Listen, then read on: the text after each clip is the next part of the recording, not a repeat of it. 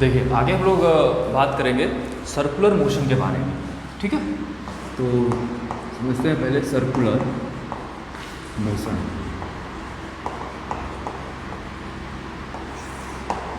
ठीक है, circular motion की अगर हम बात करें तो देखिए सर्कुलर मोशन क्या होता है।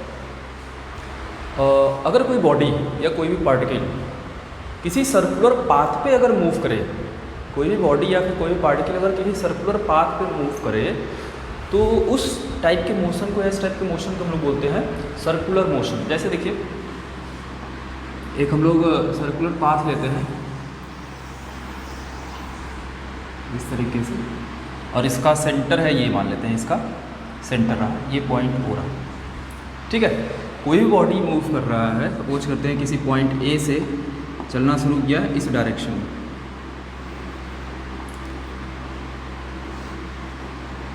ये ठीक है। इस तरीके से ये क्या करेगा, मूव करेगा। और एक चीज़ और देखिए, सर्कुलर पाथ पे अगर रहेगा तो इस सर्कल में कुछ ना कुछ रेडियस होगा, तो इस पार्टिकल का, इस बॉडी का सेंटर से डिस्टेंस किसी भी पॉइंट पे, हर एक पॉइंट पे बोल सकते हैं क्या रहेगा भाई, सेम रहेगा, ठीक है। तो ऐसे मोशन को हम लोग बोलते हैं सर्कुलर मोशन। सिंपल सा है कि अगर कोई बॉडी की सर्कुलर पाथ पे अगर मूव करे, सर्कुलर पाथ क्या है भाई, सर्कल बनाएंगे इस एक तरीके से, इस पाथ को हम लोग बोलेंगे सर्कुलर पाथ। तो सर्कुलर पाथ पे अगर कोई बॉडी या कोई पार्टिकल मूव करता है या मोशन करता है तो उस टाइप के मोशन को हम लोग बोलते हैं सर्कुलर मोशन, ठीक है। तो देखिए सर्कुलर मोशन को और अच्छे से पढ़ते हैं थोड़ा। तो देखिए यहाँ पे हमने एक टेंजेंट, जिस पॉइंट पे बॉडी चलना शुरू किया है यहाँ पे एक टेंजेंट ड्रॉ करेंगे। ये टेंजेंट हमको वेलोसिटी का डायरेक्शन बताएगा, ठीक है। तो मान लेते हैं कि किसी पॉइंट ए से चलना शुरू किया था, फाइनली कुछ टाइम बाद किसी पॉइंट बी पे ये पार्टिकल आया। हाँ चलिए, पॉइंट बी पे ये पार्टिकल आया, ठीक है, यहाँ पे। तो देखिए जब ये पॉइंट ए से पॉइंट बी तक आया होगा तो ये डिस्टेंस आ रहा है, तो ये भी कितना रहेगा भाई, आर ही रहेगा। तो अगर ये पॉइंट ए से पॉइंट बी तक आया है तो ये कुछ एंगल क्या किया होगा, रोटेट किया होगा, कुछ एंगल घुमा होगा। मान लेते हैं कि ये जो एंगल घुमा, कितना घुमा भाई, डेल्टा थीटा, ठीक है। और इसको पॉइंट ए से पॉइंट बी तक आने में कुछ टाइम भी लगा होगा, तो मान लेते हैं चलिए पॉइंट ए पे था तब टाइम हमारा टी था, जब पॉइंट बी पे आया तब टाइम हमारा टी प्लस डेल्टा टी हो गया। मतलब इसको पॉइंट ए से पॉइंट बी तक आने में कितना टाइम लगा है भाई, डेल्टा टी टाइम लगा। अगर ए और बी के बीच का अगर हम टाइम इंटरवल निकालना चाहें तो इसमें से इसको माइनस करेंगे आप टाइम को, तो ये हमको डेल्टा टी मिलेगा। मतलब यहाँ से यहाँ तक आने में जो टाइम लगा उसको बोलेंगे टाइम इंटरवल। जितना कितना होगा भाई, ये डेल्टा टी टाइम होगा। अब देखिए ए बी की बात करते हैं, ए और बी की, ठीक है। ए बी ये हमको बताएगा आर्क, या एक तरीके से बताएगा हमको ए से बी तक का ये पूरा हमको डिस्टेंस बताएगा, ठीक है। इसी को हम लोग क्या बोलते हैं, आर्क। अब आर्क क्या होता है भाई, एक सर्कल का जो छोटा सा पार्ट होता है उसको हम लोग बोलते हैं आर्क।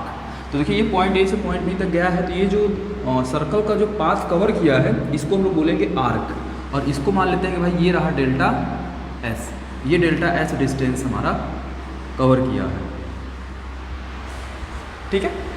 अच्छा तो अब यहाँ पे हम लोग बात करेंगे, जैसे इससे पहले हम लोग पढ़े थे linear displacement, linear speed, linear acceleration, ये सारा कुछ हम लोग पढ़े थे, ठीक है। यहाँ पे सब कुछ वही रहेगा, बस नाम चेंज होगा। कैसे, यहाँ हम लोग अब देखिए ये जब कोई बॉडी सर्कुलर पाथ में मूव कर रहा है, एक तरीके से कुछ एंगल रोटेट कर रहा है, ठीक है।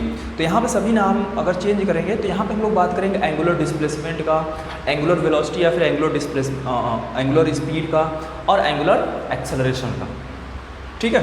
वहाँ पे सब कुछ लीनियर था क्योंकि स्ट्रेट बॉडी मूव करती थी। अब यहाँ पे क्या है, सब कुछ रोटेट कर रहा है, इसलिए सब चीज़ पहले क्या लग गया है, एंगुलर लग गया है। तो यहाँ पे सबसे पहले हम बात करेंगे एंगुलर डिस्प्लेसमेंट,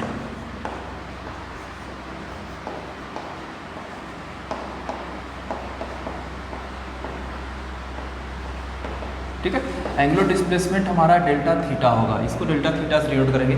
तो कोई बॉडी अगर एक पॉइंट दूसरे पॉइंट तक जाने में जितना एंगल रोटेट करेगा, किसी सर्कुलर पाथ पे जितना भी एंगल रोटेट करेगा वो हमारा क्या होगा, एंगुलर डिस्प्लेसमेंट, ठीक है। अगर एंगुलर डिस्प्लेसमेंट की बात करें यहाँ पे, तो देखिए एंगुलर डिस्प्लेसमेंट लिखते हैं तो आप पढ़े होंगे मैथमेटिक्स में, भाई जो एंगल इज इक्वल टू होता है वो हमारा होता है, इसको मैं पहले एंगल इज इक्वल टू लिखते हैं, एंगल इज इक्वल टू होता है आर्क अपॉन रेडियस, ठीक है। तो यहाँ देखिए ए से बी तक यानी कितना एंगल रोटेट किया है, डेल्टा थीटा, यही हमारा क्या होगा, angular displacement is equal to R कितना है। अब देखिए ए से बी तक का जो डिस्टेंस है डेल्टा एस, यही हमको बताएगा आर्क, ये हो गया डेल्टा एस अपॉन आर, ठीक है। तो ये हो गया हमारा एंगुलर डिस्प्लेसमेंट का formula, delta theta is equal to delta S by are.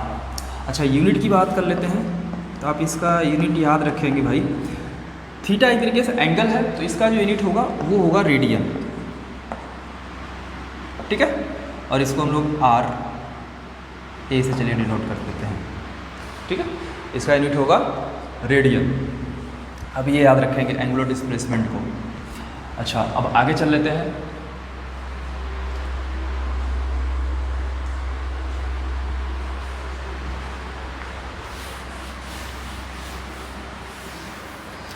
आगे बात करेंगे एंगुलर वेलोसिटी। इसको हम लोग ओमेगा से डिनोट करते हैं, ठीक है। एंगुलर वेलोसिटी को हम लोग ओमेगा से डिनोट करेंगे। तो देखिए अगर इसको ओमेगा से डिनोट करते हैं हम लोग, तो जैसे वेलोसिटी इज इक्वल टू हम लोग पढ़े थे कि डिस्प्लेसमेंट अपॉन टाइम होता है, तो यहाँ पे जो एंगुलर वेलोसिटी होगा, angular velocity is equal to होगा एंगुलर डिस्प्लेसमेंट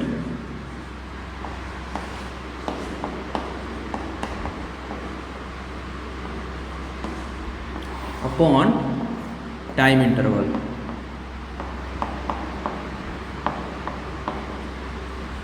ठीक है, angular displacement upon time interval. तो ओमेगा इज इक्वल टू देखिए क्या लिखेंगे, एंगुलर डिस्प्लेसमेंट कितना था भाई, delta theta upon time interval कितना रहा, ए से बी तक जाने में डेल्टा टी टाइम रहा। तो ये हो गया हमारा एंगुलर डिस्प्लेसमेंट, ठीक है।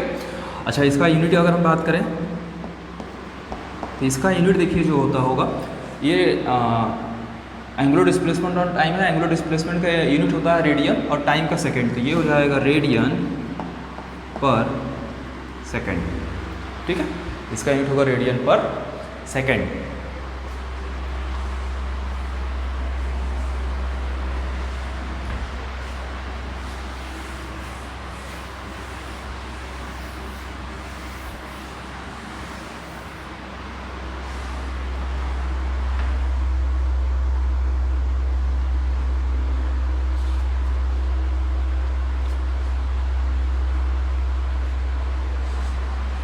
इसी में चलिए पढ़ लेते हैं time period.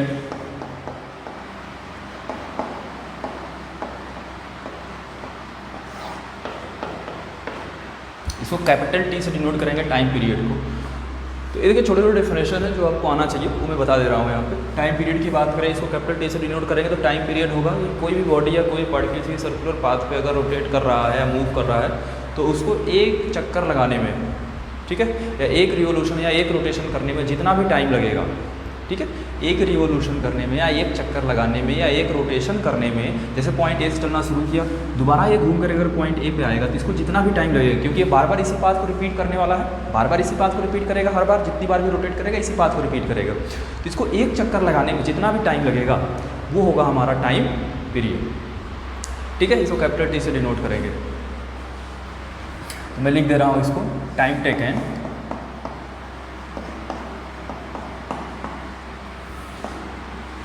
by the particle, time taken by the particle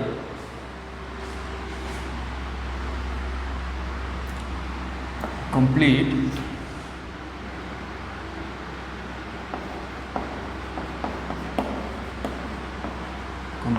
one rotation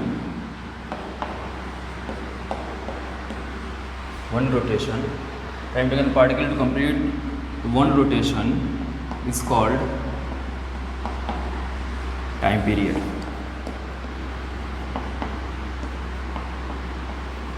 ठीक है। और इसको हम लोग कैपिटल टी से डिनोट करते हैं। यूनिट की बात कर लेते हैं, ये टाइम है तो इसका जो यूनिट होगा वो होगा हमारा सेकेंड, ठीक है। टाइम पीरियड की यूनिट क्या होगा भाई, सेकेंड होगा हमारा।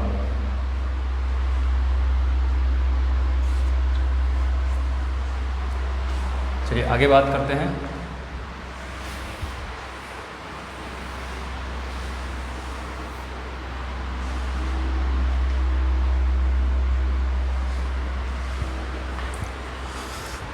अच्छा, अगर एक चीज़ बात करूँ, अगर मैं यहाँ पे जैसे टाइम पीरियड में ही अगर मैं एंगुलर वेलोसिटी की बात करूँ, तो उस समय एंगुलर जब ये चक्कर लगाएगा तो उस समय उसका जो एंगुलर वेलोसिटी होगा वो कितना होगा। तो देखिए एंगुलर वेलोसिटी जो होगा हमारा,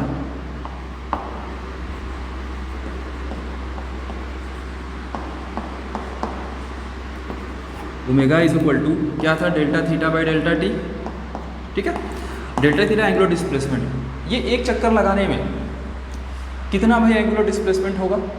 देखिए ये इस पॉइंट चलना शुरू किया तो कितना एंगल ये रोटेट किया भाई, 2 पाई रेडियन।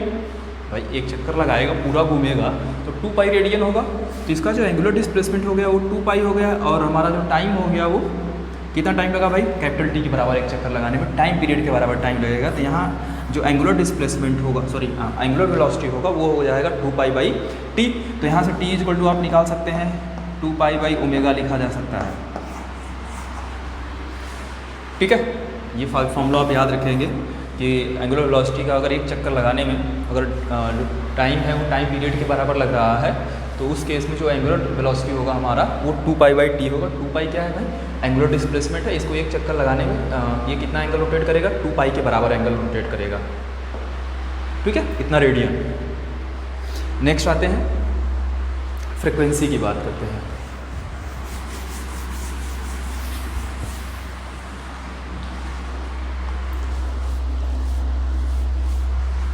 देखिए फ्रिक्वेंसी की बात करते हैं आगे।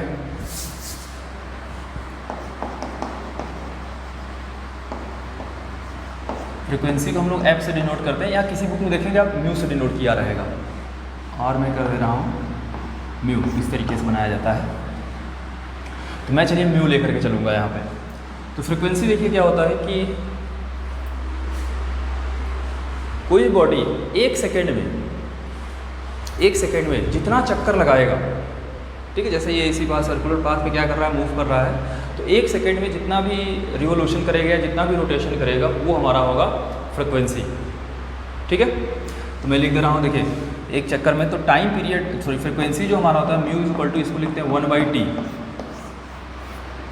ठीक है, डेफिनेशन में लिख दे रहा हूँ, number of rotation in 1 second is called frequency. ठीक, इसका यूनिट की अगर बात करें तो यूनिट देखिए क्या होगा, 1/t है, तो इसको पर सेकेंड या सेकेंड इनवर्स लिख सकते हैं, और इसी को बोला जाता है हर्ट्ज, इसको HZ से डिनोट करेंगे। ठीक है, इसको क्या बोलेंगे, हर्ट्ज। तो ये छोटे छोटे पॉइंट हैं जो आपको जानना था। आगे देखते हैं।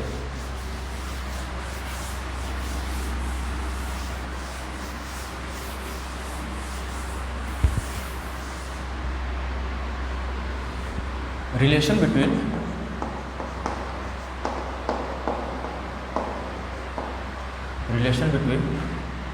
लीनियर वेलोसिटी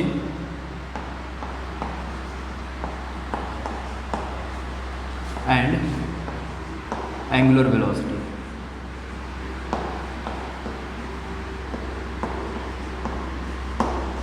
ठीक है, देखिए रिलेशन देखेंगे लीनियर वेलोसिटी और एंगुलर वेलोसिटी के बीच में क्या रिलेशन होगा। तो देखिए डायग्राम यही रहने देते हैं।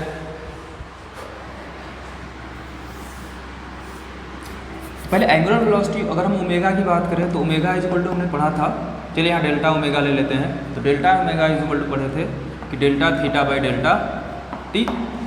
ठीक है, ये हमको पता है, we know that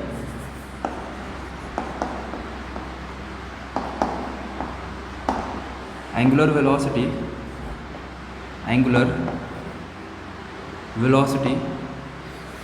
delta omega is equal to delta theta by delta T. इसको इक्वेशन 1 लेते हैं। एंड लीनियर वेलोसिटी की बात करते हैं, तो लीनियर वेलोसिटी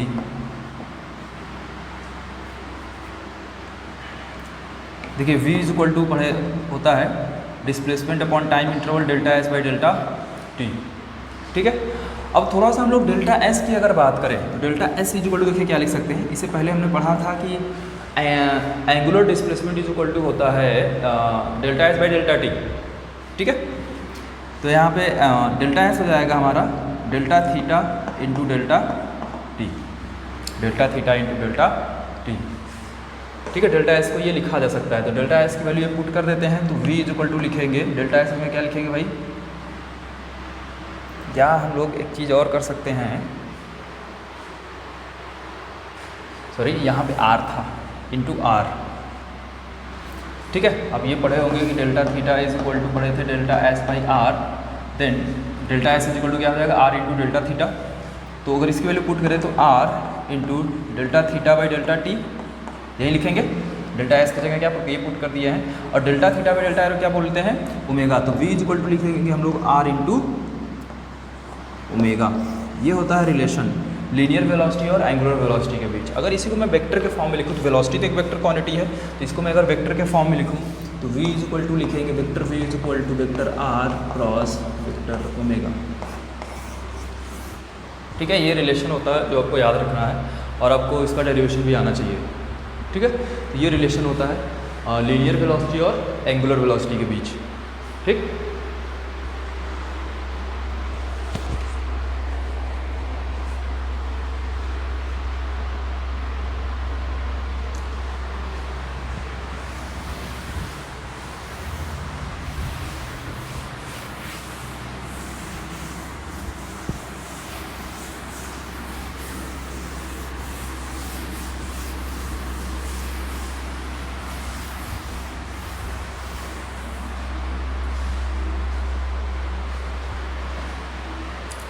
चलिए आगे हम बात करेंगे सेंट्रीपिटल एक्सेलरेशन की।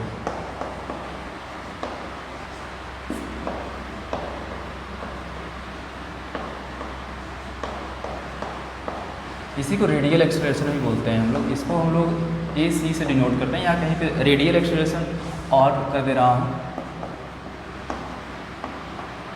रेडियल एक्सेलरेशन,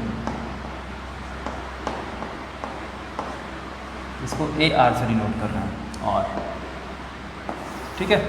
तो इसको हम लोग ए सी से डिनोट करेंगे या फिर ए आर से डिनोट करेंगे, बाद बराबर। देखिए सेंट्रीपिटल एक्सेलरेशन क्या होगा, एक छोटा सा डायग्राम बनाते हैं पहले।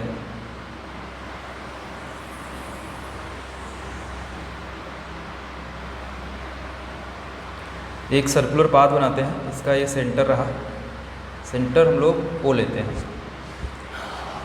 अब देखिए इसमें हम लोग बात करेंगे यूनिफॉर्म सर्कुलर मोशन के बारे में, ठीक है। किसके बारे में बात करेंगे भाई, uniform circular motion. Uniform circular motion में क्या होता है कि अगर बॉडी मूव करती है तो उसका हर एक पॉइंट पे, इस सर्कल के हर एक पॉइंट पे जो वेलोसिटी होगा वो हमेशा कांस्टेंट होगा, बट उसका डायरेक्शन हर पॉइंट पे चेंज होता रहेगा।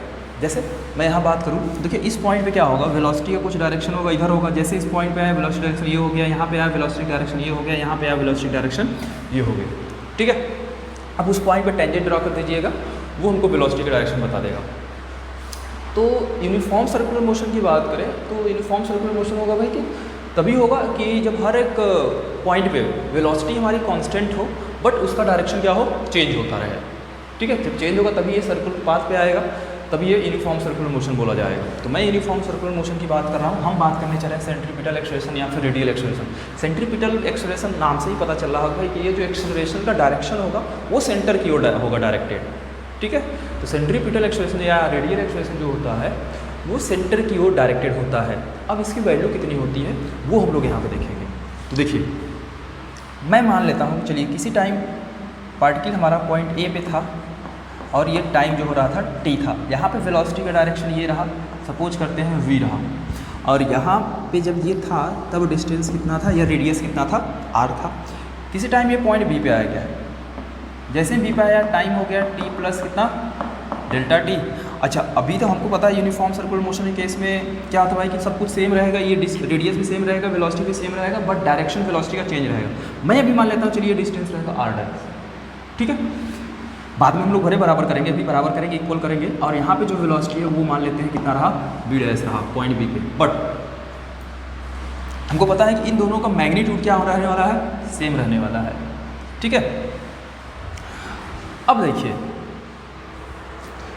डिस्प्लेसमेंट बना लेते हैं यहाँ से यहाँ तक।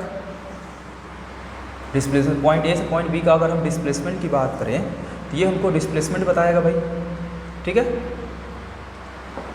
ए से बी की तरफ गया है तो ये डिस्प्लेसमेंट सबको वेक्टर के फॉर्म में करते हैं। ये डिस्प्लेसमेंट लेते हैं, सपोज करते हैं ये रहा डेल्टा आर, ठीक है, ये क्या रहेगा डेल्टा आर। अब थोड़ा वेलोसिटी की बात कर लेते हैं। तो देखिए इन दोनों वेलोसिटी, पॉइंट ए पे वेलोसिटी डायरेक्शन ये है, पॉइंट बी पे वेलोसिटी डायरेक्शन ये है, इन दोनों को अगर एक ही पॉइंट में बनाऊँ थोड़ा सा ट्रायंगल मेथड से, तो देखिए ये रहा वी बी, ये रहा वी बी, ये वेक्टर वी रहा इस डायरेक्शन में, ठीक है, और ये रहा पॉइंट बी पे वी डैश इधर, तो इसी पॉइंट से ये बनाते हैं, ये रहेगा वेक्टर वी डैश, ठीक है।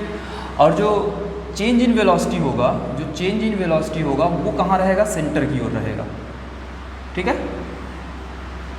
डायग्राम थोड़ा आपको समझना होगा।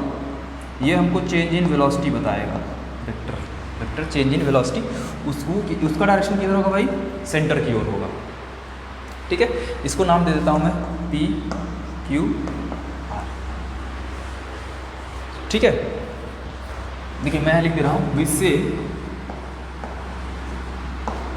Mod vector V is equal to mod vector V dash, ठीक है, इज इक्वल टू मैं सपोज कर लेता हूँ, चलिए वी रहा, ठीक है। ये क्योंकि हर केस में सेम होने वाला है, इसमें कोई चेंज नहीं होगा।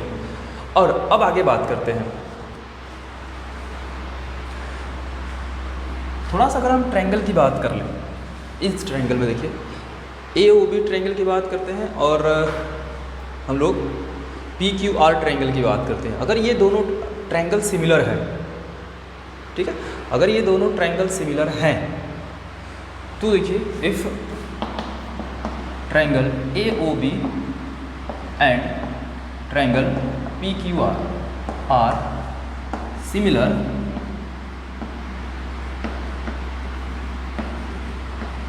देन इनके साइड का रेशियो भी क्या रहेगा, तब सेम होने वाला है। साइड का रेशियो देख लेते हैं, यहाँ पे करेंगे, सब कुछ हम मैग्नीट्यूड में लेने चल रहे हैं, मॉड बी अपॉन ये mod R is equal to delta V magnitude upon, यहाँ पे डेल्टा वी लेंगे तो इसका देखिए ये वाला पोर्शन लेंगे डेल्टा आर, ठीक है। अब आगे चलते हैं, यहाँ से डेल्टा आर का आर का अगर मैं इधर मल्टीप्लाई करूँ, सब कुछ मैग्नीट्यूड हो चुका है, तो आगे देखिए क्या करेंगे हम लोग, तो v इज इक्वल टू लिख सकते हैं delta v by delta R into R, ठीक है। अच्छा अब हम लोग मैग्नीट्यूड पे आते हैं।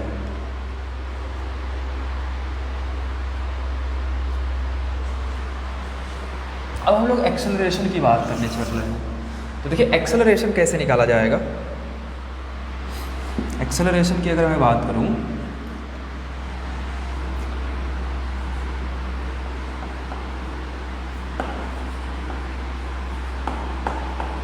सेंट्रीपिटल एक्सेलरेशन, ठीक है। तो सेंट्रीपिटल एक्सेलरेशन की अगर हम बात करते हैं यहाँ पे, तो सेंट्रीपिटल एक्सेलरेशन AC से डिनोट करेंगे, इज इक्वल टू क्या होगा वाला delta V by delta T, यही लिखेंगे, ठीक है, delta V by delta T. ऐसा करते हैं ना कि यहाँ पे हम लोग डेल्टा V निकाल लेते हैं क्योंकि हमको डेल्टा V की ज़रूरत है। तो delta V is equal to लिखेंगे हम लोग V by R into delta R, ठीक है। तो डेल्टा V की वैल्यू यहाँ अगर पुट करते हैं तो AC is equal to delta V कितना होगा भाई, डेल्टा V की वैल्यू ये हमें पता किया है V by R into delta R upon delta T कर देते हैं। अब delta R by delta T हमको क्या बताएगा, देखिए डेल्टा एक तरीके से हमको क्या बता रहा है, डिस्प्लेसमेंट बता रहा है। डिस्प्लेसमेंट अपॉन टाइम हमको क्या बताएगा, वेलोसिटी, अगेन क्या बताएगा, वेलोसिटी बताने वाला है। तो delta V R by delta displacement upon time क्या बताएगा हमको, वेलोसिटी बताएगा। तो AC इज इक्वल टू लिखेंगे V बाई आर इंटू ये भी क्या बताएगा हमको, वेलोसिटी बताएगा, डिस्प्लेसमेंट अपॉन टाइम है। अब ये देखिए कितना हो गया, तो AC इज इक्वल टू लिखेंगे V स्क्वायर बाई आर, ये आ गया हमारा सेंट्रीपिटल एक्सेलरेशन, ठीक है।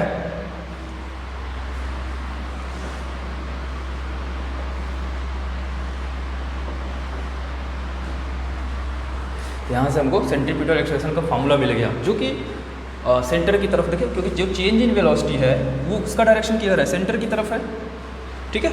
तो rate of change in velocity का डायरेक्शन किधर होगा, वो भी सेंटर की तरफ होगा, और rate of change in velocity हमको क्या बताता है, एक्सेलरेशन बताता है, और उसी को हम लोग बोलेंगे सेंट्रीपिटल एक्सेलरेशन, जिसकी वैल्यू कितना आया v²/r। थोड़ा इसको अगर और चेंज करना चाहें तो v इक्वल टू हम लोग पढ़े हैं r इंटू ओमेगा, ओमेगा को वैल्यू पुट कर दीजिए, तो AC इक्वल टू लिख सकते हैं r² ओमेगा² एक r से r कैंसिल हो जाएगा, तो AC इक्वल टू लिख देंगे r ओमेगा²।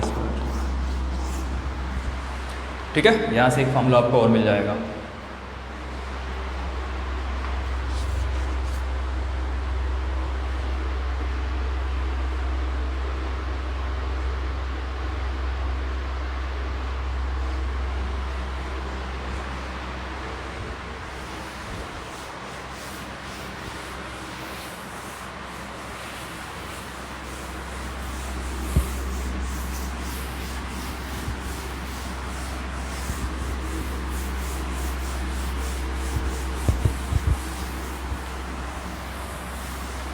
आगे हम लोग बात करने चल रहे हैं एंगुलर एक्सेलरेशन पे।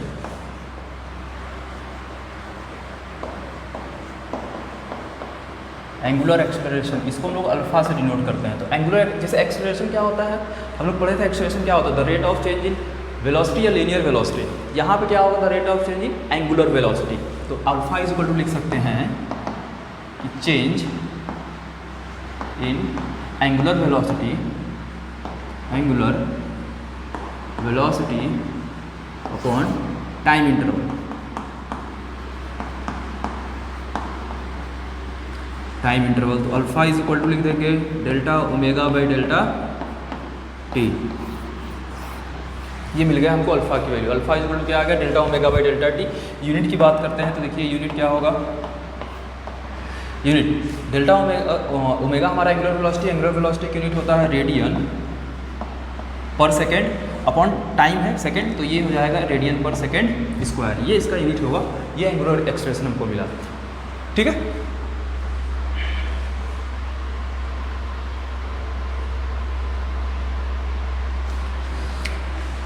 आगे देखिए, अगर हम लोग टाइम को बहुत स्मॉल ले लेते हैं तो अल्फा इज इक्वल टू, देखिए अगर लिखें limit delta T tends to 0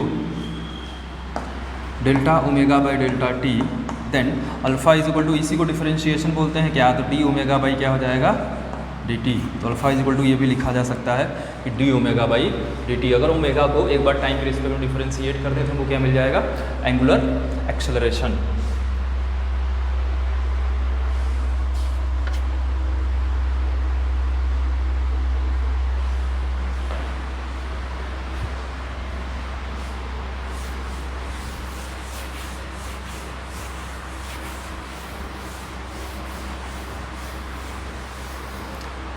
आगे बात करते हैं relation between angular acceleration and linear acceleration.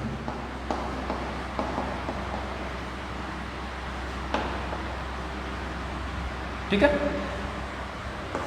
तो देखिए अभी हमने पढ़ा कि अल्फा इज इक्वल टू क्या होता है भाई, delta omega by delta T. ठीक है, और लीनियर एक्सेलरेशन होता है क्या, delta V by delta T. ठीक, अच्छा अब delta V is equal to देखिए लिख सकते हैं, अभी हमने इससे पहले पढ़ा था कि लीनियर वेलोसिटी और एंगुलर वेलोसिटी के बीच रिलेशन हमने पढ़ा था, तो वहाँ पे हमने acceleration delta V is equal to पढ़ा था आर इंटू ओमेगा, तो इसको लिख सकते हैं R into delta omega by delta t. अब delta omega by delta t क्या बोलेंगे, अल्फा, तो ए इज इक्वल टू क्या मिल गया हमको, आर इंटू अल्फा। ये इज इक्वल टू मिलेगा आर इंटू अल्फा, ये हमको मिल गया एक्सेलरेशन और sorry linear acceleration and angular acceleration के बीच रिलेशन यहाँ से।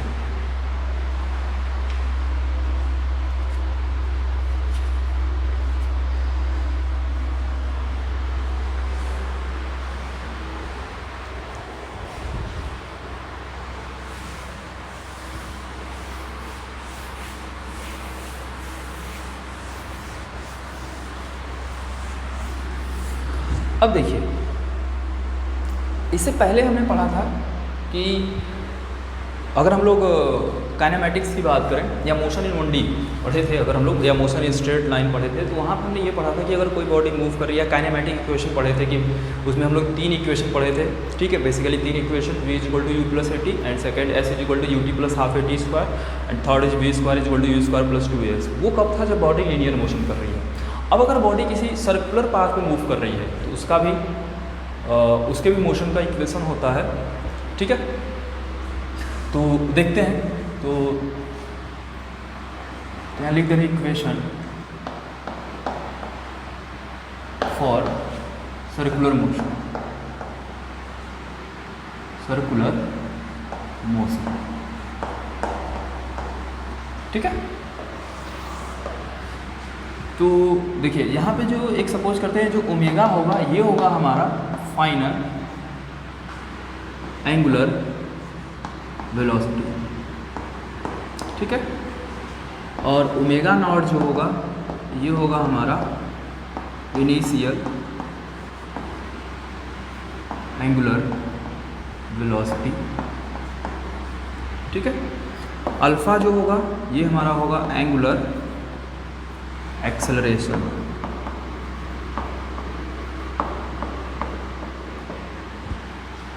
एंड थीटा क्या होगा हमारा? एंगुलर डिस्प्लेसमेंट,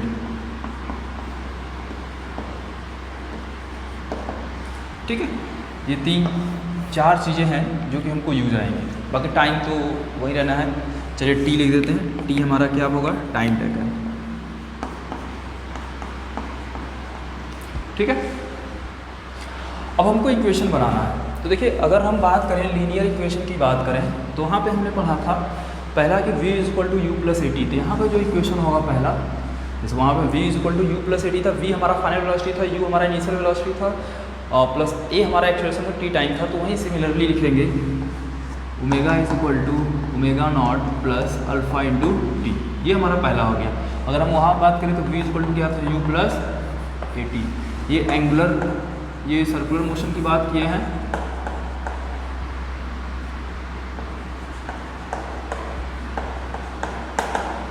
ये लीनियर मोशन की बात। चलिए दोनों एक साथ लिखेंगे तो आपको अच्छे से क्लियर होगा, ठीक है।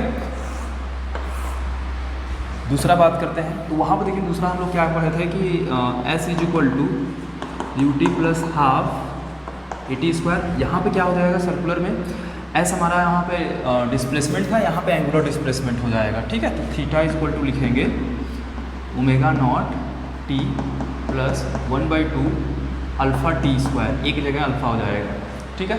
थर्ड की बात कर लेते हैं, वहाँ पे क्या था भाई कि v square is equal to U square plus 2as, ठीक है।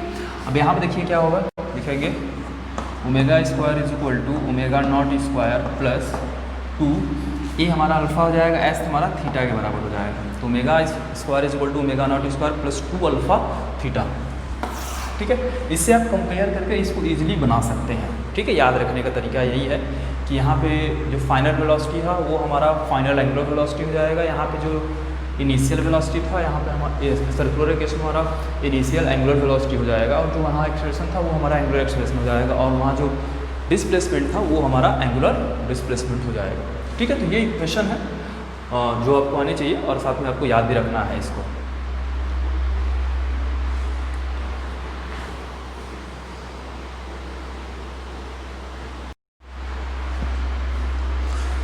देखिए आगे हम लोग बात करते हैं सेंट्रीपिटल फोर्स के बारे में।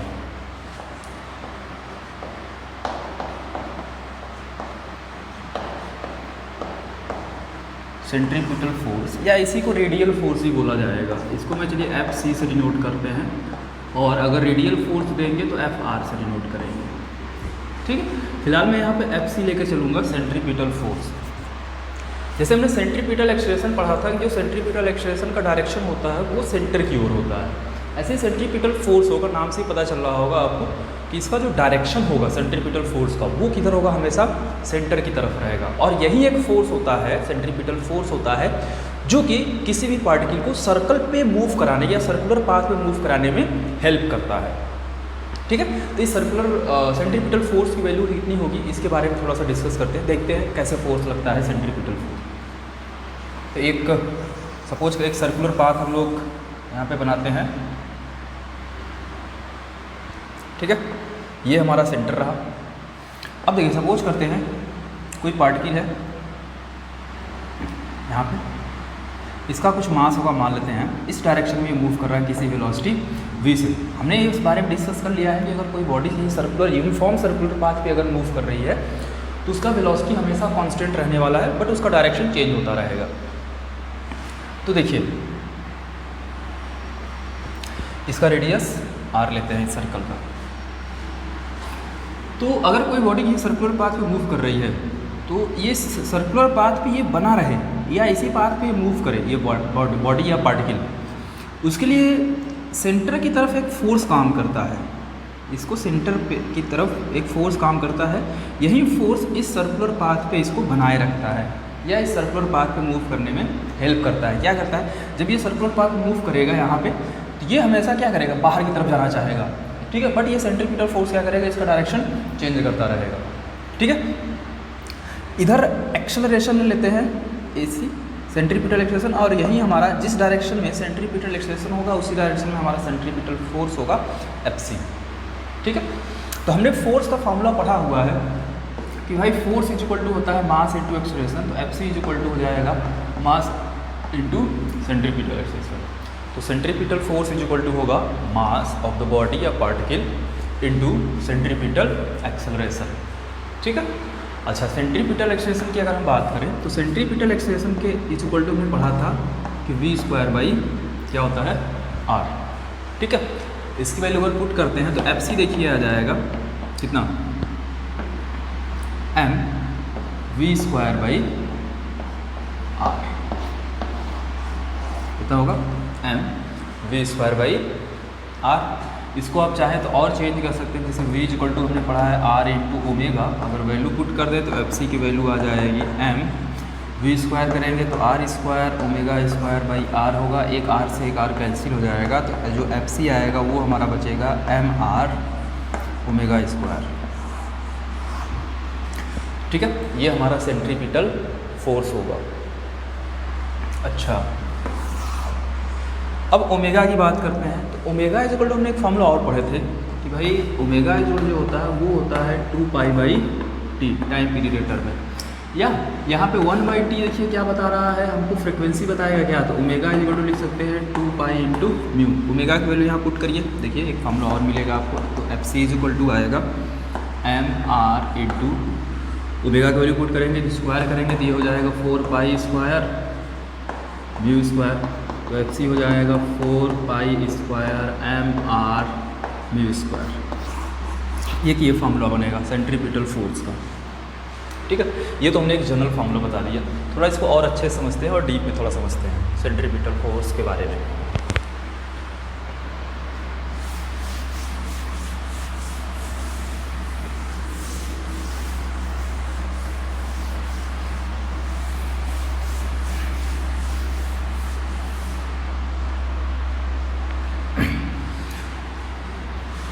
देखिए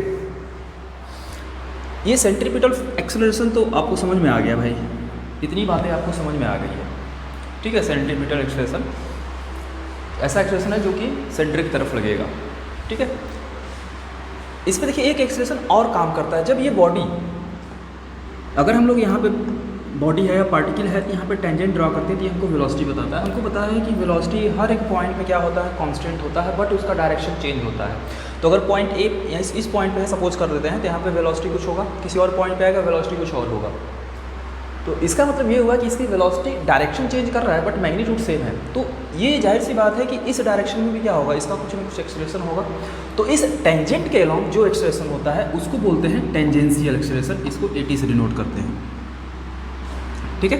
ये हमको क्या बताएगा, टेंजेंशियल एक्सेलरेशन इस टेंजेंट के अलोंग। यहाँ पे दो एक्सेलरेशन काम करते हैं, एक हमारा होता है सेंट्रीपिटल एक्सेलरेशन जो कि इसको इस सर्कुलर पाथ पे मूव कराने का काम करता है, एक होता है टेंजेंशियल एक्सेलरेशन जो कि इसको आगे मूव कराता होता है, ठीक है। तो यहाँ पे दो एक्सेलेरेशन काम कर रहे हैं, एक हमारा सेंट्रीपिटल एक्सेलेरेशन काम कर रहा है, एक हमारा टेंजेंशियल एक्सेलेरेशन काम कर रहा है। ठीक है, अगर अब हमेशा देखें तो ये तो टेंजेंशियल एक्सेलेरेशन समझ में आ रहा है आपको, इस डायरेक्शन में होगा। सेंट्रीपिटल एक्सेलेरेशन की बात करते हैं तो जो सेंट्रीपिटल एक्सेलेरेशन होगा इसकी वैल्यू हमने पढ़ा था कि v²/r होगा। और टेंजेंशियल एक्सेलेरेशन की बात करें तो ये हमको कहाँ से मिल रहा है, इसकी वेलोसिटी में चेंज हो रहा है, टाइम के साथ इसकी वेलोसिटी क्या कर रही है, चेंज कर रही है। कौन सी वेलोसिटी चेंज कर रही है भाई, इसकी वेलोसिटी कांस्टेंट है, तो क्या चेंज हो रहा है, उसका डायरेक्शन चेंज हो रहा है, वेलोसिटी का डायरेक्शन चेंज हो रहा है। वही हमको क्या बता रहा है, टेंजेंशियल एक्सेलेरेशन। तो इसकी वैल्यू जो होगा ये बताएगा dv/dt, the rate of change in velocity along the tangent. तो AC हमने पढ़ा है, ये AT हमारा हो गया ये। अगर मैं थोड़ा सा अलग से इसको एक वेक्टर के फॉर्म में समझूँ तो देखिए ये हमारा रहा सेंट्रीपिटल एक्सेलेरेशन और ये रहा हमारा टेंजेंशियल एक्सेलेरेशन। इनका कुछ ना कुछ रिजल्टेंट आएगा, वो मान लेते हैं कितना रहा, A रहा। ठीक है, तो अगर मैं नेट एक्सेलेरेशन की बात करूँ तो इनके बीच का एंगल आपको पता है हमेशा कितना होगा, 90 डिग्री होगा, क्योंकि टेंजेंट रेडियस के साथ हमेशा 90 डिग्री एंगल बनाता है। तो ये रेडियस के लॉन्ग है या सेंटर के लॉन्ग है तो सेंट्रीपिटल एक्सेलेरेशन होता है। ये हमारा देखिए एक्सेलरेशन हो गया, ये हमारा नेट एक्सेलरेशन होगा या रिजल्टेंट एक्सेलरेशन होगा। तो अगर रिजल्टेंट एक्सेलरेशन की बात करें तो A लिखेंगे √AC² + AT², यही लिखेंगे। अच्छा, अब देखिए A इसको लिखा जाएगा, AC की वैल्यू कितना है,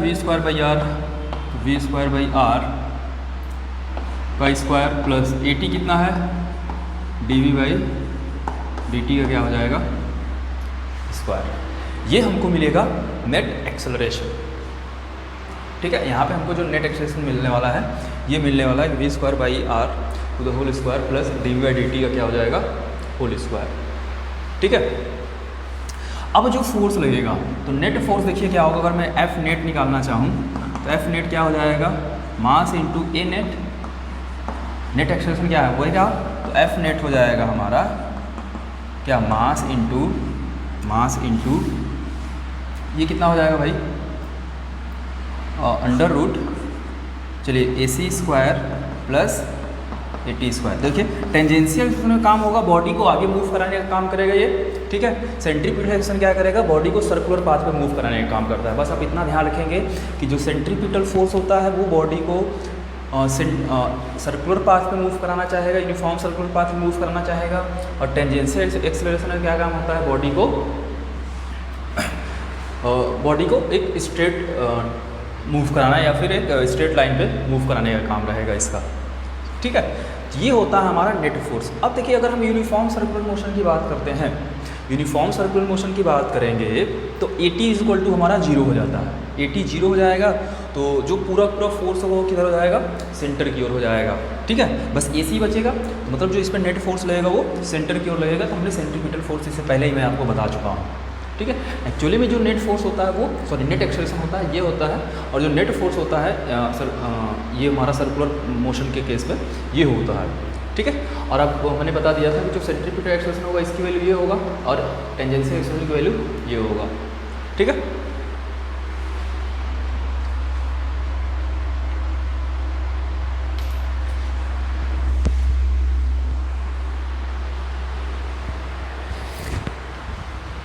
और एक चीज़ आप ध्यान हमेशा रखेंगे, जो सेंटर की तरफ फोर्स लगता है उसी को हम लोग बोलते हैं सेंट्रीपिटल फोर्स, और उसकी वैल्यू होती है mv²/r।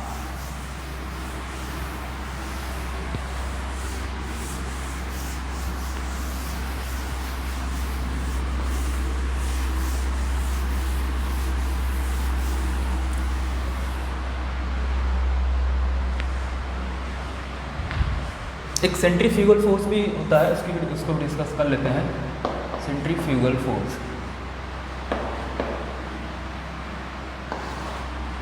ठीक है, इसको लोग FCG से डिनोट करते हैं, चलिए, या FG से भी डिनोट करते हैं सेंट्रीफ्यूगल फोर्स को। तो देखिए अगर कोई बॉडी की सर्कुलर पाथ में मूव कर रही है, ठीक है, तो जब ये मूव कर रही है, सपोज करते हैं ये सेंटर रहा हमारा, वो इस डायरेक्शन में सर्कुलर पाथ मूव करेगी, तो जब ये टर्न लेगी तो इस पर एक फोर्स काम करता है, बाहर की तरफ काम करता है, इसी को बोलते हैं सेंट्रीफ्यूगल फोर्स। ठीक है, CF ले लेते हैं। इसी को बोला जाता है सेंट्रीफ्यूगल फोर्स, जो कि इस पे बाहर की तरफ काम करता है। ये इसकी भी वैल्यू कितनी होती है, सेम mv²/r के ही बराबर होती है सेंट्रीफ्यूगल फोर्स की भी वैल्यू। इसको बता आप याद रखेंगे कि एक होता है सेंटर की ओर जो फोर्स लगेगा उसको सेंट्रीपिटल फोर्स बोलते हैं, और एक होता है जब ये मूव करेगा सर्कुलर पाथ पे तो एक बाहर की तरफ एक फोर्स काम करता है जिसको हम लोग बोलते हैं सेंट्रीफ्यूगल फोर्स, और उसकी भी वैल्यू उतना ही होगा जितना सेंट्रीपिटल फोर्स की वैल्यू होती है। तो ये होता है mv होता है mv²/r। अब आगे हम लोग इस पर कुछ क्वेश्चंस देखते हैं। जैसे एक मैं रोड बना देता हूँ यहाँ पे,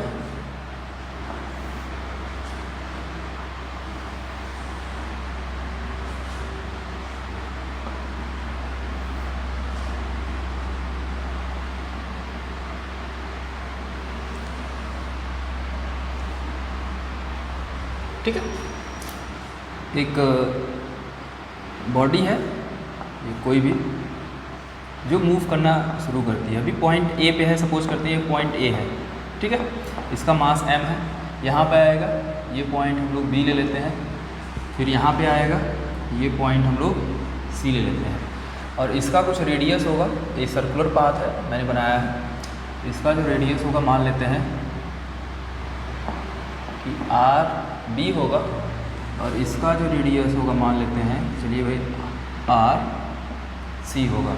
और एक चीज़ और मैं आपको दे रहा हूँ कि R B is greater than क्या है, आर सी, मतलब ये बड़ा सर्कल है और ये छोटा सर्कल है।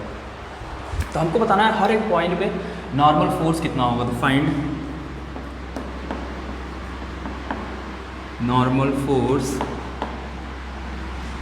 Eight point A B and C, तीनों पॉइंट में हमको नॉर्मल फोर्स की वैल्यू बताना है कि कितना होगा, ठीक है। तो चलिए सबसे पहले पॉइंट ए पे, ये देखिए बॉडी इस डायरेक्शन में कांस्टेंट वेलोसिटी से मूव करेगी, ये भी साथ में हमको गिवन रहेगा, एक कांस्टेंट वेलोसिटी से मूव करते हुए इस तरीके से जाएगी, ठीक है। तो मैंने 3 पॉइंट लिया है ए बी सी, तो हमको तीनों पॉइंट पे ये बिल्कुल ये यहाँ पे लेते हैं इसको, तीनों पॉइंट पे बताना है कि भाई वेलोसिटी इसका नॉर्मल फोर्स कितना होगा। तो पहले यहाँ पे हम लोग इसका बी डी बनाएंगे, तो यहाँ देखिए वेट लगा mg नीचे की तरफ, यहाँ पे नॉर्मल फोर्स मान लेते हैं कितना रहा, Na, ठीक है। पॉइंट ए पे नॉर्मल फोर्स कितना रहा, Na। अब देखिए यहाँ पे बॉडी इस डायरेक्शन में आ रही है, बट इस तरीके से मूव नहीं कर रहे हैं, मतलब वर्टिकली बॉडी क्या है भाई, बैलेंस है। इसका मतलब ये होगा कि upward force is equal to क्या हो जाएगा, डाउनवर्ड फोर्स हो जाएगा। तो जो Na आएगा या नॉर्मल फोर्स एट पॉइंट ए आएगा वो कितना आ जाएगा भाई, mg के बराबर आ जाएगा। फिर ये मूव करते हुए पॉइंट बी पे आएगी, ठीक है। जैसे पॉइंट बी पे ये आया, इसका वेट नीचे की तरफ कितना mg, नॉर्मल फोर्स ऊपर की तरफ कितना मान लेते हैं nb। अब जब पॉइंट बी पे आया तो उस केस में आप देखेंगे, इस केस में हमको ध्यान देना है भाई कि जब पॉइंट बी पे आया, इस पाथ पे जब आएगा तो ये देखिए पाथ कैसा है, सर्कुलर पाथ है। तो सर्कुलर पाथ के केस में हमको हमेशा नेट फोर्स जो होता है वो सेंटर की ओर निकालना होता है, क्योंकि सेंटर की ओर जो फोर्स लगता है उसी को बोलते हैं हम लोग सेंट्रीपिटल फोर्स। सेंटर की ओर जो भी फोर्स लगता है उसको हम लोग बोलते हैं सेंट्रीपिटल फोर्स। तो अब यहाँ पे देखिए सेंटर की ओर नेट फोर्स कितना होगा, हमेशा याद रखेंगे सर्कुलर पाथ अगर है तो आप फोर्स अगर निकालेंगे तो हमेशा सेंटर की ओर ही निकालेंगे नेट फोर्स। इस केस में देखिए नेट फोर्स सेंटर की ओर कितना, यही सेंटर है, सेंटर हमारा यहाँ है, तो सेंटर की तरफ नेट फोर्स कितना हो जाएगा भाई, यहाँ देखिए mg माइनस nb। अब ये देखिए हमारा जो नेट फोर्स आया सेंटर की ओर, यही क्या होगा हमारा सेंट्रीपिटल फोर्स होगा, यही हमारा सेंट्रीपिटल फोर्स होगा, और यही किसके बराबर हो जाएगा, सेंट्रीपिटल फोर्स के बराबर mv² भाई कितना है रेडियस भाई rb। तो nb हो जाएगा हमारा, देखिए ये हो जाएगा mg माइनस mv² भाई rb। ये पॉइंट बी पे हमको नॉर्मल फोर्स मिल गया, ठीक है। अब आगे चलते हैं, पॉइंट सी पे आते हैं। बॉडी मूव करते हुए यहाँ पे आई, तो यहाँ पे अगर देखें हम लोग, अगर यहाँ पे हम लोग बात करते हैं तो इसका वेट देखिए कितना लगेगा, mg नीचे क्यों लगेगा, और नॉर्मल फोर्स कहाँ लगेगा, ऊपर nc। अब फिर से देखिए ये पाथ अब कैसा है, सर्कुलर पाथ है। अगर सर्कुलर पाथ हुआ तो हम लोग नेट फोर्स कहाँ निकालेंगे, सेंटर की ओर। तो सेंटर की ओर नेट फोर्स यहाँ पे देखिए कितना हो जाएगा तब NC माइनस mg, ये हमारा नेट फोर्स होगा सेंटर की ओर। तो सेंटर की ओर नेट फोर्स जो होगा NC माइनस mg। अब यही नेट फोर्स सेंटर की ओर लग रहा है और सेंटर की ओर जो नेट फोर्स होता है उसी को बोलते हैं सेंट्रीपिटल फोर्स। तो इसकी वैल्यू हो जाएगा mv²/rc, ठीक है, रेडियस इसका rc है। तो यहाँ से NC कितना हो जाएगा भाई, ये हो जाएगा mv²/rc प्लस mg, ठीक है। तो देखिए तीनों पॉइंट पे, पॉइंट ए पे नॉर्मल फोर्स मिल गया, पॉइंट बी पे नॉर्मल फोर्स मिल गया और पॉइंट सी पे नॉर्मल फोर्स मिल गया। अगर इन तीनों फोर्स को अगर कंपेयर करना है तो देखिए सबसे ज़्यादा फोर्स किसका है, NC इज़ ग्रेटर देन, कौन है, NA है, दिख रहा है आपको, क्योंकि इज़ ग्रेटर देन NB। देखिए NC इसमें कुछ ऐड हुआ है mg में, तो जाहिर सी बात है ये सबसे बड़ा होगा। और NB की बात करें तो mg में से कुछ माइनस हुआ है, मतलब ये फोर्स इससे भी क्या होगा, कम होने वाला है। तो फर्स्ट पे हमारा NC रहेगा, सबसे ज़्यादा नॉर्मल फोर्स होगा, फिर उसके बाद हमारा A पे होगा नॉर्मल फोर्स ज़्यादा, फिर B पे सबसे कम होगा नॉर्मल फोर्स। तो ये अगर कंपेयर कराएं तो ये हमको मिलता है इस तरीके से।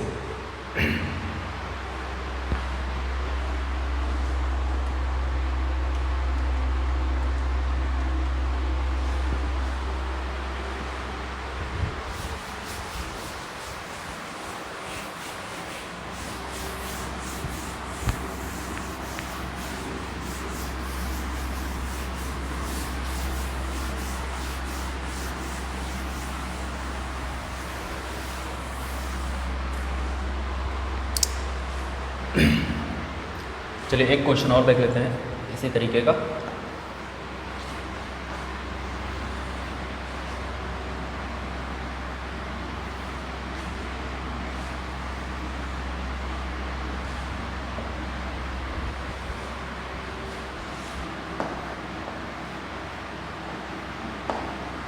बॉडी है, सेम क्वेश्चन रहेगा। ये अभी पॉइंट ए पे है, ये हमारा पॉइंट बी ले लेते हैं, और जब यहाँ पे आएगा तब ये पॉइंट सी हो जाएगा, ठीक है। इसका कुछ रेडियस होगा, मैं रेडियस ले लेता हूँ इसका RB, इसका भी कुछ रेडियस होगा, इसका रेडियस ले लेते हैं RC। अब देखिए हमको फिर से तीनों पॉइंट पे, पॉइंट ए, पॉइंट बी और पॉइंट सी पे नॉर्मल फोर्स बताना है। तो पहले हम लोग पॉइंट ए पे देखते हैं। सबसे पहले यहाँ देखिए, अब देखिए ये लीनियर पाथ है, ये सर्कुलर पाथ नहीं है, तो इसमें हमको सेंट्रीपिटल फोर्स का बात ही नहीं करना है। तो वेट नीचे की तरफ mg, नॉर्मल फोर्स ऊपर कितना लगा NA, ठीक है। अब देखिए बॉडी इस डायरेक्शन में मूव कर रही है, तो वर्टिकल डायरेक्शन में बात करें तो वर्टिकली क्या है, ये बैलेंस्ड है। इसका मतलब ये होगा कि नॉर्मल फोर्स पॉइंट ए पे कितना हो जाएगा, mg के बराबर होगा। ये सिंपल सा है, ठीक है। अच्छा पॉइंट बी पे देखते हैं। जब बॉडी पॉइंट बी पे आती है तो इस समय इसका वेट नीचे की तरफ कितना, mg, नॉर्मल फोर्स ऊपर की तरफ NB। अब फिर से हमको क्या करना है भाई, नेट फोर्स निकालना है सेंटर की ओर। तो सेंटर की ओर देखिए नेट फोर्स कितना हो जाएगा, mg माइनस NB। अब सेंटर की तरफ जो फोर्स होता है उसी को बोलते हैं सेंट्रीपिटल फोर्स। तो mg माइनस NB किसके बराबर हो जाएगा, mv²/rb के बराबर हो जाएगा। तो NB हमारा आ जाएगा भाई mg माइनस mv²/rb, ठीक है। ऐसे अब पॉइंट सी पे आते हैं साहब। जब पॉइंट सी पे आएंगे हम लोग तो यहाँ पे से बनाते हैं। तो देखिए इसका वेट नीचे की तरफ mg, नॉर्मल फोर्स यहाँ मान लेते हैं कितना रहा, NC, पॉइंट सी पे।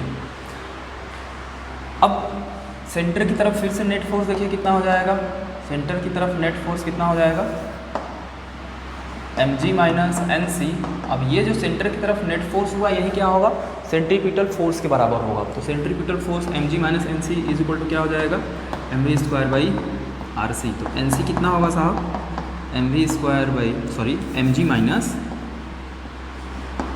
mv²/rc,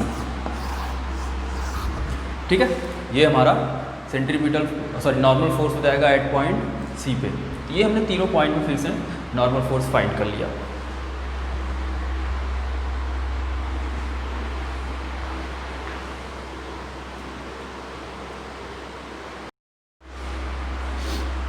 चलिए आगे देखिए, आगे हम लोग बात करते हैं कि अगर कोई रोड है, ठीक है, टर्निंग रोड की बात करेंगे या सर्कुलर रोड की बात करेंगे, तो उसमें हम लोग दो चीज़ें पढ़ेंगे। एक तो जो रोड होगा बिल्कुल लेवल में होगा, ठीक है, एक होता है बैंकिंग का केस होता है, ठीक है। तो सबसे पहले हम लोग लेवल सर्कुलर रोड की बात करेंगे। लेवल सर्कुलर रोड देखिए, जैसे आप ऐसे तो आप रियल लाइफ में भी देखते होंगे कि अगर कहीं पे भी टर्निंग होता है तो वहाँ पे लिखा होता है कि आपकी स्पीड कितनी होनी चाहिए, ठीक है, या लिखा होता है यहाँ पे जो स्पीड टर्न करते टाइम भाई स्पीड आपकी 20 किलोमीटर पर आवर होना चाहिए या 15 किलोमीटर पर आवर होना चाहिए। बुक जो लिखा होता है उसका क्या तरीका कंसेप्ट होता है वो सब कुछ यहाँ हम लोग डिस्कस करने वाले हैं। तो पहले हम लोग बात करते हैं कि लेवल सर्कुलर रोड, जैसे आप कहीं पे देखते हैं तो अगर टर्निंग होता है, ठीक है, तो एक साइड जो अंदर वाला साइड होता है वो नीचे की तरफ होता है और बाहर वाला साइड ऊपर की तरफ होता है, कुछ इस तरीके से टर्निंग पॉइंट होता है, ठीक है। और कहीं देखेंगे बिल्कुल प्लेन होता है इस तरीके से। तो हम लोग पहले बात करेंगे लेवल सर्कुलर रोड की। तो जहाँ पे देखिए एक तरफ का रोड अंदर जहाँ पे ऐसे टर्न कर रहे हैं हम लोग ऐसे, ठीक है, तो इधर वाला पार्ट जो अंदर वाला पार्ट होता है वो नीचे होता है और बाहर वाला पार्ट ऊपर की तरफ होता है, कुछ इस तरीके से टर्न होता है। इसी को बोला जाता है बैंकिंग केस, ठीक है, या बैंकिंग सर्कुलर रोड, इस केस को बोलते हैं। बट हम लोग अभी बात करते हैं कि दोनों क्या रहेंगे, दोनों साइड से क्या होने वाला है या दोनों किनारा क्या होने वाला है, वो सेम लेवल में होने वाला है। तो हम लोग बात करेंगे पहले लेवल सर्कुलर रोड। तो अगर एक सर्कुलर रोड हम लोग बनाते हैं पहले इस तरीके से, ठीक है, ये टर्निंग है, अगर ये सर्कुलर रोड है तो इसका कुछ ना कुछ रेडियस भी होगा या सेंटर होगा कहीं ना कहीं, और एक बॉडी है या कोई भी व्हीकल है, चलिए मैं बना दे रहा हूँ यहाँ पे, वो इसका मास m है, वो इस डायरेक्शन में मूव कर रही है किसी वेलोसिटी v से, ठीक है। अब देखिए, अब हमको ये निकालना है कि जब ये सर्कुलर टर्न पे हो, सर्कुलर टर्न ले रहा होगा, तो उस समय इसकी स्पीड कितनी होनी चाहिए, क्योंकि अगर बहुत ज़्यादा स्पीड होगा तो ये बॉडी व्हीकल क्या कर सकता है भाई, पलट सकता है। अब देखिए, जब ये सर्कुलर रोड पे आएगा, इस डायरेक्शन में अगर लेगा तो ये किधर जाना चाहेगा, बाहर की तरफ जाना चाहेगा रोड के, ठीक है। तो इस पर अब रोड तो फ्रिक्शन वाला भी होगा भाई, रफ सरफेस होता है, ठीक है। तो इस बॉडी पे जो फ्रिक्शन लगेगा उसका अगर हम डायरेक्शन निकालें तो वो किधर लगेगा, इस डायरेक्शन में फ्रिक्शन फोर्स लगने वाला है, क्योंकि ये इस डायरेक्शन में जाना चाहेगा, फ्रिक्शन क्या करेगा, रोकेगा, वो किधर लगेगा, इसके अपोजिट डायरेक्शन में, ठीक है। ये कंसेप्ट समझ में आ रहा होगा आपको, जा रहा है बॉडी इस डायरेक्शन में, लेकिन जब ये सर्कुलर टर्न लेगा ये उस पीछे की तरफ जाना चाहेगा बॉडी या जो भी व्हीकल हमारा होगा, लेकिन फ्रिक्शन क्या करेगा, इसको रोकेगा और उसका जो डायरेक्शन हो जाएगा वो सेंटर की तरफ हो जाएगा फ्रिक्शन फोर्स का। और यहाँ पे देखिए थोड़ा वेलोसिटी को यहाँ पे बना दे रहा हूँ, ये किसी वेलोसिटी v से जाएगा। अब अगर हम लोग बात करें, अब ये 3D स्ट्रक्चर बनेगा। अब सपोज करिए रोड ऐसा है, कुछ इस तरह से बॉडी यहाँ है, तो इसका वेट नीचे की तरफ लगेगा और नॉर्मल फोर्स ऊपर की तरफ लगेगा। तो यहाँ पर मैं बना रहा हूँ, इसका वेट नॉर्मल ऊपर की तरफ लगा और वेट कहाँ, सॉरी नॉर्मल फोर्स ऊपर की तरफ और वेट कहाँ, नीचे की तरफ लगा, ठीक है। अब देखो, इसको इस सर्कुलर पाथ पे टर्न कराने वाला फोर्स कौन है, फ्रिक्शन फोर्स है। फ्रिक्शन फोर्स इस काम कर रहा है जो कि इसको सर्कुलर पाथ पर मूव कराएगा, और यही एक ऐसा फोर्स है जो कि सेंटर की ओर लग रहा है। तो जो सेंटर की ओर फोर्स लगता है उसको क्या बोलते हैं हम लोग, सेंट्रीपिटल फोर्स। उससे पहले अगर नॉर्मल फोर्स की बात करें हम लोग, तो नॉर्मल फोर्स देखिए, ये तो हमेशा वर्टिकली अगर इस तरीके से जा रहा है तो ये बॉडी क्या करे, नॉर्मल फोर्स ऊपर की तरफ, वेट नीचे की तरफ होना, इस तरीके से टर्न लेगा बॉडी, ठीक है। ये तो क्या मतलब वर्टिकली क्या होने वाला है, बॉडी बैलेंस्ड होने वाला है। तो नॉर्मल फोर्स जो होगा वो mg के बराबर होगा। नॉर्मल फोर्स किसके बराबर हो गया भाई, mg के बराबर हो गया। अच्छा, अब फ्रिक्शन फोर्स की बात कर लेते हैं। तो फ्रिक्शन फोर्स देखिए क्या होगा, फ्रिक्शन फोर्स कितना लग रहा है, सेंटर की ओर लग रहा है, और सेंटर की ओर जो फोर्स लगता है उसको हम बोलते हैं सेंट्रीपिटल फोर्स। तो F is equal to friction force is equal to लिखा जा सकता है कि mv²/r। मान लेते हैं इस सर्कुलर रोड का रेडियस r है अगर, तो F इज इक्वल टू क्या हो जाएगा, mv²/r। ये इक्वेशन फर्स्ट हो गया, ये इक्वेशन सेकंड लेते हैं।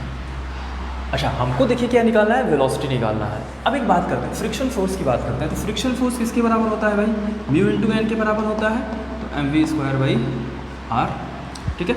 अब n की वैल्यू हमने फाइंड कर रखा है mg, तो ये लिखेंगे mu mg is equal to mv²/r। m से m कैंसिल हो गया, तो v² इज इक्वल टू क्या आएगा, म्यू rg। तो v कितना आ जाएगा, √म्यू rg,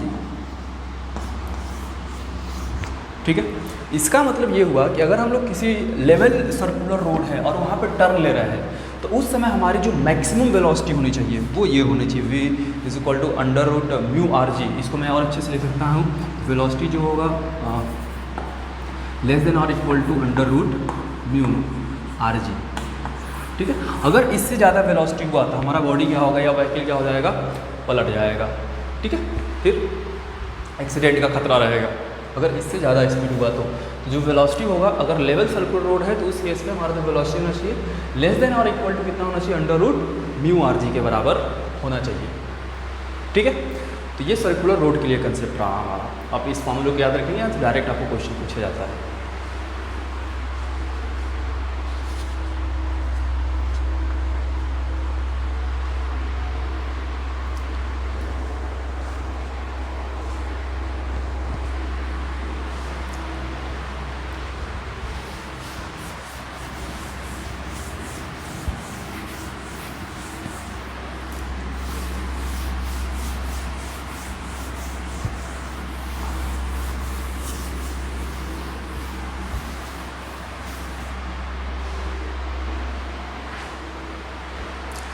चलिए आगे हम लोग बात करने वाले हैं बैंड सर्कुलर रोड।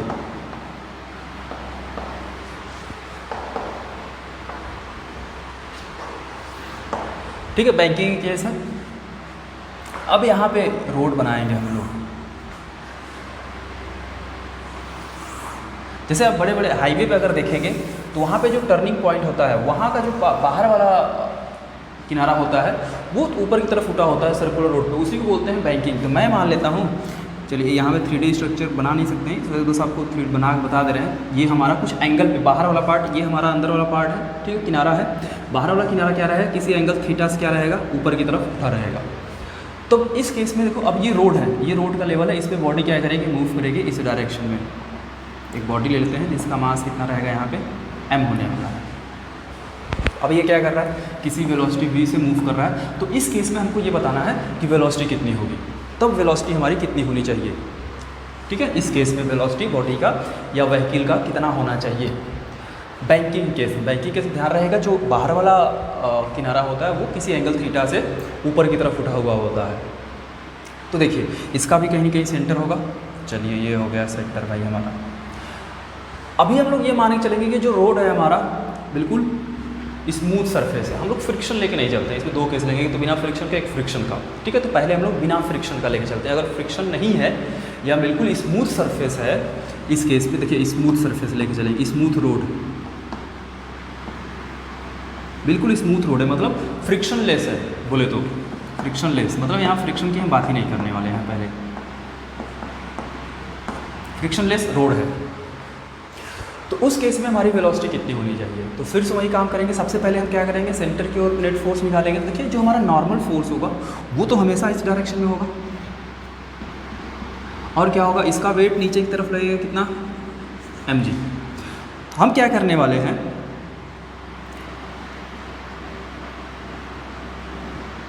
देखिए अगर ये एंगल थीटा होता था तो ये भी एंगल कितना होगा, थीटा। तो यहाँ नॉर्मल फोर्स की एक कंपोनेंट इधर आएगा n cos थीटा। ठीक है, एक कंपोनेंट इस डायरेक्शन में आ जाए, सॉरी इस डायरेक्शन में नहीं आएगा, सेंटर की n sin थीटा आएगा। ठीक है, यहाँ से नॉर्मल फोर्स का हमने दो कंपोनेंट निकाल दिया, एक इधर आया n cos थीटा, एक सेंटर की तरफ आ गया n sin थीटा। ठीक है, अब सेंटर की ओर जो फोर्स लगाता है उसको हम लोग बोलते हैं सेंट्रीपिटल फोर्स। तो सेंटर की ओर फोर्स कितना लगा, n sin theta is equal to, ये क्या हो जाएगा तब, mv²/r। और वर्टिकली बॉडी क्या रहेगा, बैलेंस्ड रहेगा, मतलब n cos थीटा किसके बराबर होगा, तब mg के बराबर हो जाएगा। तो n cos theta is equal to क्या हो जाएगा भाई, mg हो जाएगा। ये इक्वेशन फर्स्ट रहा और ये इक्वेशन हमारा सेकंड रहा। ठीक है, अब क्या करते हैं, इक्वेशन फर्स्ट में इक्वेशन सेकंड से भाई डिवाइड कर देते हैं हम लोग। जब डिवाइड करेंगे उस केस में देखिए क्या होगा, n तो कैंसिल हो जाएगा, मतलब इधर बचा साइन थीटा या n साइन थीटा, चलिए पूरा ही लिख देते हैं, n sine theta upon n cos theta is equal to, यहाँ आएगा mv²/r अपॉन mg। अब m से m कैंसिल हो गया, n से n कैंसिल हो गया, यहाँ sine theta upon cos theta हमको क्या बताएगा भाई, tan theta. tan theta is equal to क्या हो जाएगा, v²/r नीचे आ जाएगा, rg, then v² is equal to आ जाएगा rg tan थीटा। ठीक है। तो v कितना आएगा साहब, under root R G tan theta. तो इस केस में हमारी जो वेलोसिटी होगी, मैक्सिमम वेलोसिटी ये होगी, ठीक है, या इससे कम होगा, तभी हमारा एक्सीडेंट नहीं होगा। अदरवाइज अगर इससे ज़्यादा स्पीड हुआ हमारा वेलोसिटी हुआ तो एक्सीडेंट होने का खतरा रहता है। तो ये बिल्कुल स्मूथ रोड के लिए या फ्रिक्शनलेस रोड के लिए हमने बात किया था, ठीक है।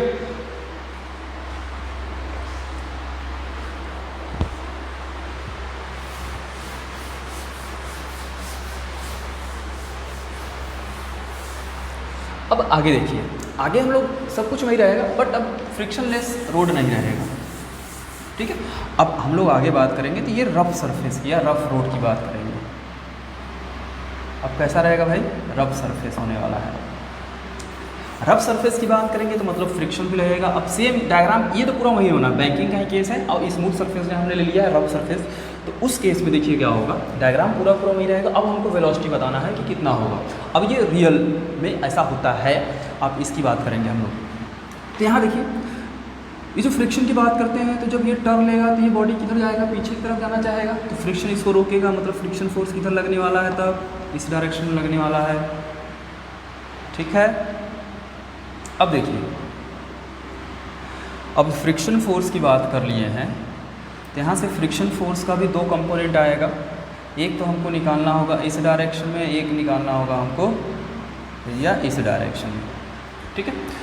तो देखिए, अगर ये एंगल थीटा है तो ये भी एंगल कितना होगा, थीटा होगा। तो इसका कंपोनेंट इधर आएगा, फ्रिक्शन फोर्स का इधर आएगा कितना, एफ कॉस थीटा, और एक कंपोनेंट इधर आएगा एफ साइन थीटा, ठीक है। एक कंपोनेंट इधर आया एफ साइन थीटा इधर आ जाएगा, क्योंकि ये अगर थीटा है तो ये भी कितना हो जाएगा, थीटा हो जाएगा। और ये कितना आएगा, कंपोनेंट फ्रिक्शन फोर्स इधर एफ कॉस थीटा, और इधर कितना आ जाएगा, एफ साइन थीटा। अब देखिए सेंटर की तरफ कौन कौन फोर्स काम कर रहा है। अब सेंटर की तरफ दो फोर्स काम कर रहे हैं, एक तो एन साइन थीटा, दूसरा एफ कॉस थीटा। चलिए लिख लेते हैं भाई, सेंटर की तरफ देखते हैं कौन कौन फोर्स काम कर रहा है। तो एक काम कर रहा है एन साइन थीटा, प्लस दूसरा क्या काम कर रहा है, एफ कॉस थीटा। अब ये सेंटर की तरफ अगर फोर्स काम कर रहे हैं तो इसी को क्या बोला जाएगा, सेंट्रीपिटल फोर्स बोला जाएगा। और सेंट्रीपिटल फोर्स किसके बराबर होता है, mv²/r के बराबर होता है, ठीक है। इसको इक्वेशन 1 लेते हैं। अब आगे देखिए, अब वर्टिकली ये बॉडी क्या रहेगा, पूरा पूरा बैलेंस रहेगा, मतलब upward force is equal to क्या हो जाएगा, डाउनवर्ड फोर्स। अपवर्ड फोर्स कितना है, n cos theta, is equal to downward force कितना है, एफ साइन थीटा, और mg है, मतलब ये हो जाएगा F sine theta plus mg। F sine theta की साइड लाते हैं तो n cos theta minus F sine theta is equal to mg। ये हो गया हमारा इक्वेशन सेकेंड में। फिर से हम लोग काम करेंगे, इक्वेशन फर्स्ट में इक्वेशन सेकेंड से डिवाइड कर देते हैं। जब इक्वेशन फर्स्ट में इक्वेशन सेकेंड से डिवाइड करेंगे तो इधर देखिए कितना आएगा, n साइन थीटा, यहाँ लिख दे रहा हूँ equation first divided by equation second. तो n sine theta plus F cos theta upon n cos theta minus F sine theta is equal to, इधर mv²/r करेंगे हम लोग अपॉन mg। m से m तो कैंसिल हो गया, ठीक है। अच्छा,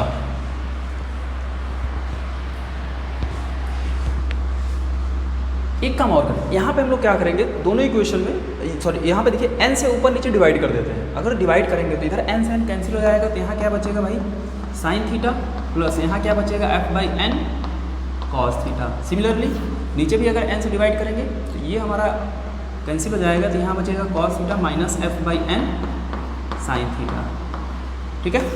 इज इक्वल टू यहाँ क्या बचेगा, v²/rg। यहाँ तक ये क्लियर है सब कुछ। तो आगे देखिए, अब f/n को क्या बोलेंगे, ये friction force upon normal force हमको बताता है। Frictional coefficient mu is equal to होता है f/n, ठीक है। तो इसके जगह म्यू लिख सकते हैं, मतलब sine theta plus mu cos theta upon cos theta minus mu sine theta is equal to क्या, v²/rg। अब हमको वेलोसिटी चाहिए, देखिए मैं यहाँ लिख रहा हूँ अब उसके बाद। तो v² इज इक्वल टू क्या लिखेंगे, v² इज इक्वल टू आ जाएगा rg into sine theta plus mu cos theta upon cos theta minus mu sine theta. ठीक है, तो v कितना हो जाएगा, तो v इक्वल टू लिखेंगे under root R G into sine theta plus mu cos theta upon cos theta minus mu sine theta. ठीक है, ये हमारा तब वेलोसिटी होगा। तो इस केस में ये वेलोसिटी होगा बैंकिंग केस में, जब हमारा रफ सरफेस होगा। ठीक है, तब ये हमारा वेलोसिटी होगा under root R G sine theta plus mu cos theta upon cos theta minus mu sine theta. तब इस केस में हमारा वेलोसिटी मैक्सिमम वेलोसिटी होनी चाहिए। ठीक है, इससे ज़्यादा नहीं होना चाहिए, तभी हम लोग सेफली टर्न कर पाएंगे, अदरवाइज नहीं कर सकते।